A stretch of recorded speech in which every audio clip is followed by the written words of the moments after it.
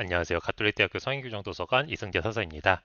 오늘은 이슈와 관련돼서 해당되는 아티클들과 관련 내용들을 좀 살펴보면서 이야기를 나누고자 합니다. 지금 보이시는 아티클은 Frontiers in Cell and Development Biology 학술지에 실렸던 아티클이 되겠고요. 해당되는 아티클은 이미 리트렉션이 되어 있는 상태 되겠습니다. Frontiers라는 출판사는 이제 좀 수고를 해보셨던 선생님들 같은 경우들은 조금은 들어왔을 익숙한 아마 출판사가 될 거예요. 해당되는 출판사는 굉장히 대형적인 상업 출판사가 되겠고요. 상당히 많은 수의 학술지들을 다루고 있습니다. 근데 그 학술지 중에 이 아티클이 굉장히 이슈가 됐어요. 그래서 왜 리트렉션이 됐는지 해당되는 사유를 잘 보시게 되면은 여기 내용 중에 바로 이런 내용이 있습니다. 바로 AI로 생성된 그림 자체가 굉장히 상당히 잘못되었다라는 이야기가 있어요. 그래서 이 내용 자체에 대해서 여러 가지 기사들이 좀 나왔습니다.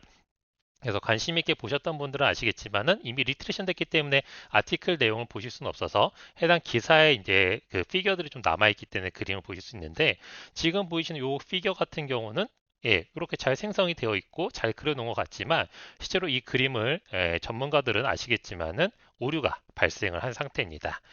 이게 오류가 발생한 이유는 바로 이 그림을 생성할 때 이 미드전이라는 프로그램을 사용해서 생성을 한 상태예요.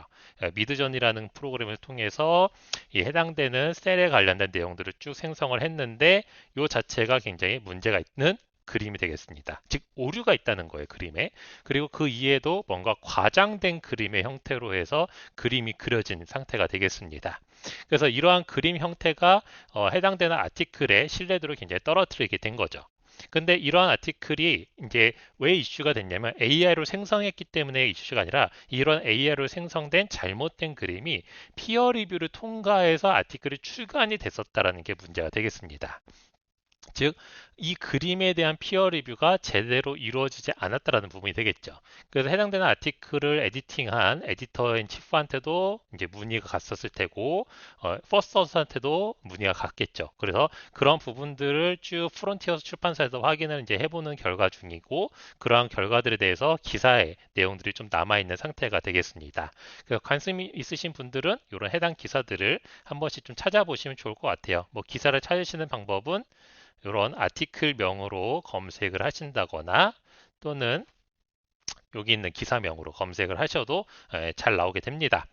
자, 근데 이러한 이제 문제가 되는 것 중에 또 어떤 문제가 있었냐면은 바로 이 피어 리뷰가 제대로 되지 않은 과정에 대해서 그럼 과연 누구의 책임인 것인가? 피어 리뷰의 책임인 것인가? 학회지의 책임인 것인가? 또는 이런 잘못된 그림을 AI로 생성해서 낸 저자의 문제인가? 라는 부분인데 사실상은 이거에 대한 이제 시각은 아직까지 명확하게 딱 정의가 되어 있지는 않지만은 일반적으로의 그좀 공통적인 의견은 모두의 잘못이다라는 좀 의견으로 좀 가는 것 같아요. 그 이유는 일단 저자가 AI의 툴을 사용한 것 자체는 떤 나의 연구 속도를 좀 더 빠르게 하기 위해서 또는 명확하게 전달하기 위해서 새로운 도구를 사용을 했지만 그 도구로 인해서 나의 연구의 진실성이라던가 근거 수준을 굉장히 떨어뜨리는 상황이 돼버렸죠. 즉 정확한 정보 전달이 되지 않은 과학적인 근거가 없는 그림이 생성된 상태가 돼버렸고요. 그 다음에 피어 리뷰어의 입장에서는 정확하게 그림 자체를 리뷰를 하지 않았기 때문에 피규어에 대한 리뷰가 없었기 때문에 잘못된 형태로 논문이 출간될 수밖에 없었던 상황이 됩니다. 즉 피어 리뷰어가 이 그림에 대해서 명확하게 이해를 하고 잘못된 부분에서 리비전 요청을 해서 다시 그림이 재생성됐거나 저자가 다시 그려서 논문 출간했다고 하면은 이런 일은 벌어지지 않았겠죠. 그리고 또 한 가지는 바로 이 출판사에도 문제가 있겠죠. 출판사가 AI 그림을 어디까지 허용할 것인지에 대한 명확한 기준이나 그러한 논리들을 정확하게 가이드라인을 제시를 해줘야 되는데 그런 가이드라인이 없을 경우에는 이렇게 좀 무분별한 투고가 일어날 수 있게 됩니다.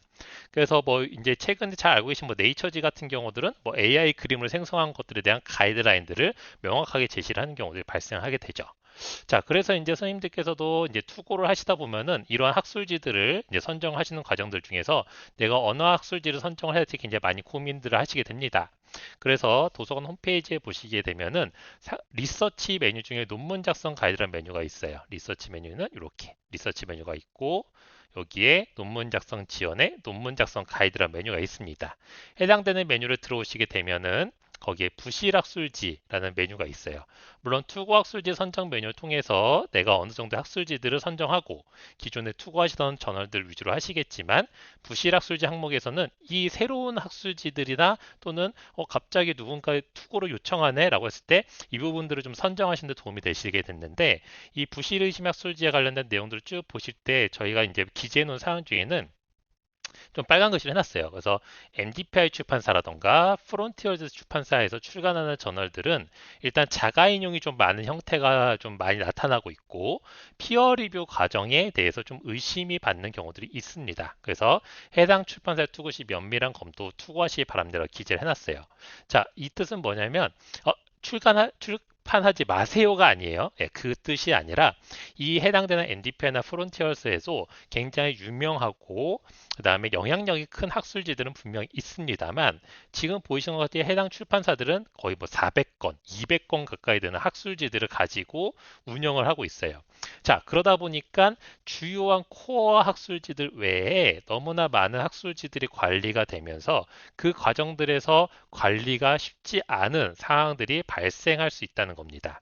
즉, 이런 학술지에 내가 학술지에 논문을 투고를 했을 때 정상적인 피어 리뷰 과정 없이 내 논문이 출간이 돼서 어쩌면 저자한테 오히려 리트랙션이라는 불명예가 올 수도 있는 그런 상황들이 벌어질 수도 있게 되겠죠.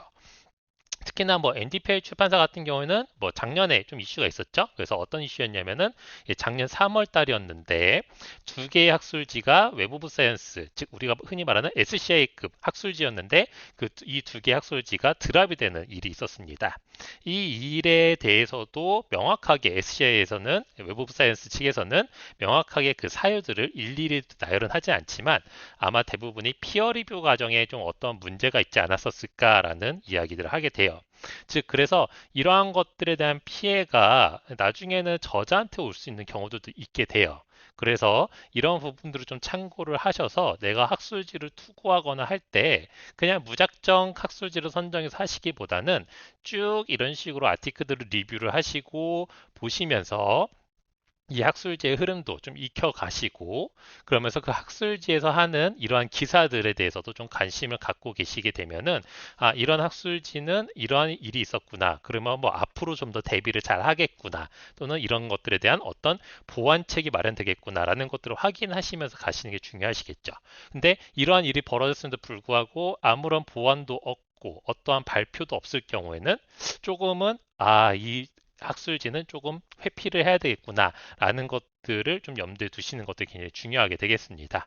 그래서 선생님들께서 하시는 연구들의 그 결과물들이 굉장히 좋은 학술지에 남아서 많은 인용이 일어나고 그런 것들이 연구자한테 좋은 영향을 끼쳐서 또 다른 연구를 발전할 수 있는 이런 선순환이 될 수 있게끔 했으면 좋겠고요. 그래서 AI라는 툴을 사용하는 것들에 대한 것과 연구의 진실성에 대한 부분이 이번 이슈를 통해서 이 부분에 대한 경계선을 잘 지켜야 된다라는 것들에 대한 것들을 좀 이렇게 조금 자각을 해주셨으면 좋을 것 같아요.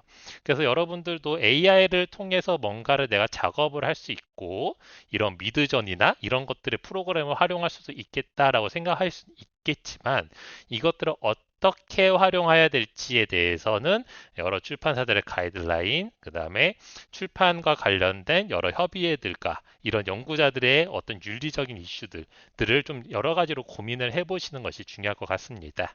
네, 오늘은 여기까지입니다.